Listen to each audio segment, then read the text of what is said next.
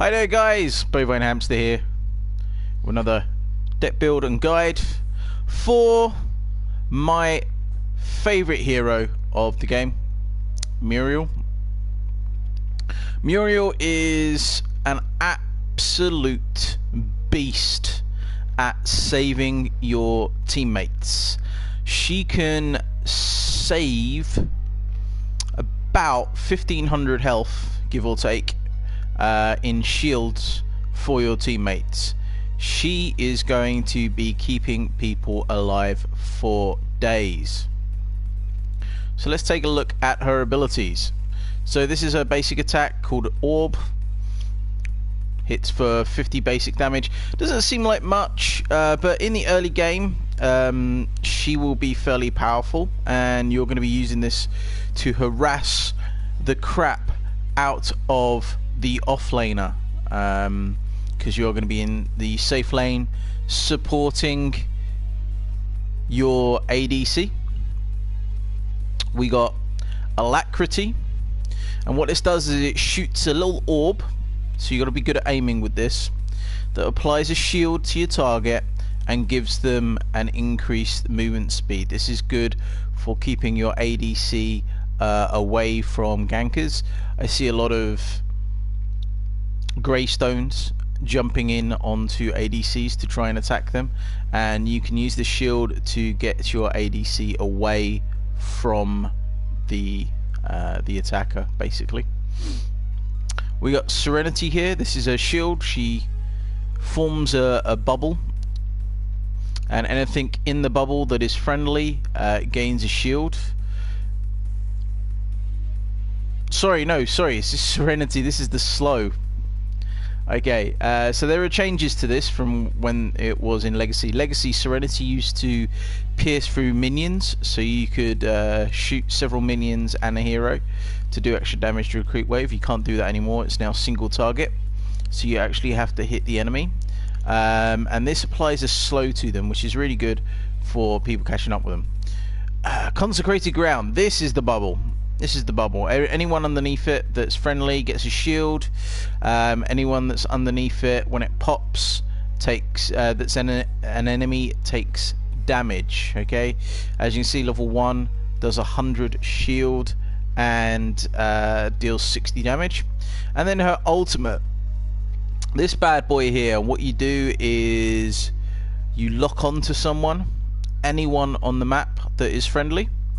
You can jump to them straight away, and you put a 350 shield on them. Okay, so basically you're going to be using your Alacrity, your Consecrated Ground, and your Reversal of Fortune to save your teammates. Basically, this is what you do. So what I like to do, depending on who I'm laning against, if I'm laning against someone who is quite aggressive, if I got a ranged in the lane, then I like to go for Alacrity first, just to, if my ADC gets in trouble, just to get him out of trouble. Otherwise I go for Consecrated Ground. So we're going level 1 Consecrated Ground, then Alacrity, and Serenity. The second skill that I get will depend on how aggressive that we're being. If we're not being too aggressive because our ADC is a little bit of a wimp, then we'll go Alacrity for our second skill. If we are being very aggressive, which you should be, you've got a Muriel, okay, then I will use Serenity to slow down the opponents so that we can get a lot of harass damage on it. There is no way with a Muriel on your team that you should be losing your safe lane.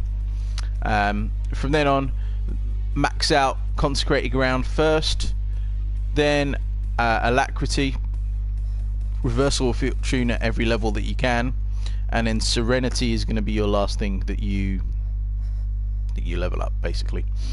Due to the nerf, this just isn't as good as it used to be. If creeps get in the way, then it's going to hit the creeps rather than the hero that you're aiming at. So the ability to be able to save people. Okay, now what I like to do is I like to use my Reversal of Fortune to You got to have good map awareness with Muriel. If you don't have good map awareness, do not play this character. You've got to notice on the map when engagements are happening. You fire up your reversal of fortune to get in there. As soon as your reversal of fortune goes off, you can start placing your consecrated ground. So immediately at level 1, yeah, that's an extra 450 health that you are giving your teammates.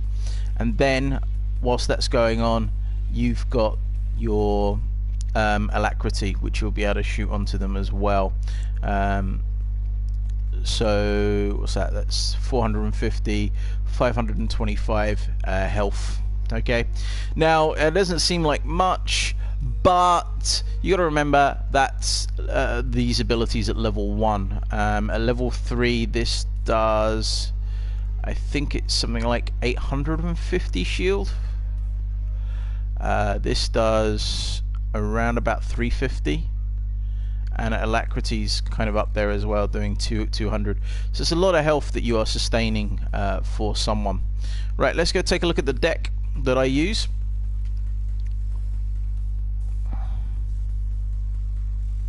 Here we go. So this deck, we have the Centurion Prime, we got a Scout's Ward, a healer token, we've got a Brawler's Ward with an advanced mana, a mana, and a basic mana. We've got a Celestine Diamond with 3 basic sparks. We've got a Circlet Health with advanced mana, a mana, and basic mana. We've got an Elysian Diamond with an advanced chrono, a chrono, and a basic spark. We've got a Chrono Spike with a cast and 2 minor casts on it. Honor the Pure with 3 health upgrades. Got a Radiant Mantle with 3 lesser healths, and a Tempest Pearl with 3 cast tokens in it. Okay, so I always start off with the healer token and Scout's Ward. Okay, if you've watched my how to place wards for support, you will know exactly where I place these wards. If you don't, then check my previous videos out about where to place wards as a support. This is so you can do harassment, because you want to be keeping the offlaner at low health. This way, let's say you got a Chimera in your jungle, the Chimera can just come in, jump on them, ultimate, destroy. Okay, but you wanna do it in a way that you are not pulling creep aggro for the wave, because that is gonna cause a lot of issues for your ADC who's last hitting. So you're gonna be very smart about this. From then, I wait until I've got another 3 points. I then get rid of my healer's token and Scout Ward, and I replace it with Circlet of Health and my Brawler's Ward here. Okay, so you got yourself an extra 60 mana to play with here. This gives 2.8 healing to everyone, not just yourself.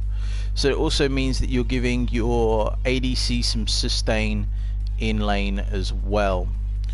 From then on, I wait until I've got another 6 points. I hold on until I've got 6 points to get this. This is one of the most OP cards that is going at the moment. Okay, at level 15, you are doing 253, 425. Wow, 550 shield at level 15. Okay. So you imagine you pop your ultimate, which is doing 650 shield, yeah, okay. You then pop your bubble, which is doing another 350 shield. You've then got this, which is doing another 500 shield, and then you've got your alacrity, which is doing another 200 shield on top of that. Okay, that is a lot. Yeah, that's almost 2,000 health that you are sustaining, okay, of which about about 1,300 is for one teammate. That's insane. It's insane the amount of shield you get from that. Okay, from then I decide what's happening. Usually what happens is, because at this point your guys just can't get killed, okay, and a lot of card points are being denied from your opponent because you're keeping loads and loads of people alive, okay.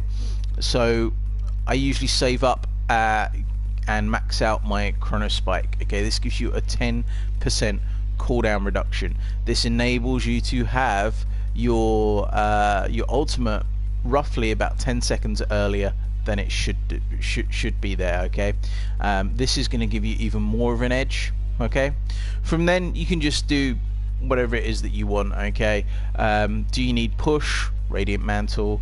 Does your team need to get away? Tempest Pearl. If not, then you know you got your Celestine Diamond here for some mana regen, your Elysian Diamond for some max mana regen there. Yeah. Do you need more mana? Do you need more health? If you need more health, you max out Honor the Pure. If you need more mana, then look, you got your Brawler's Ward and your Circlet of Health here. Okay.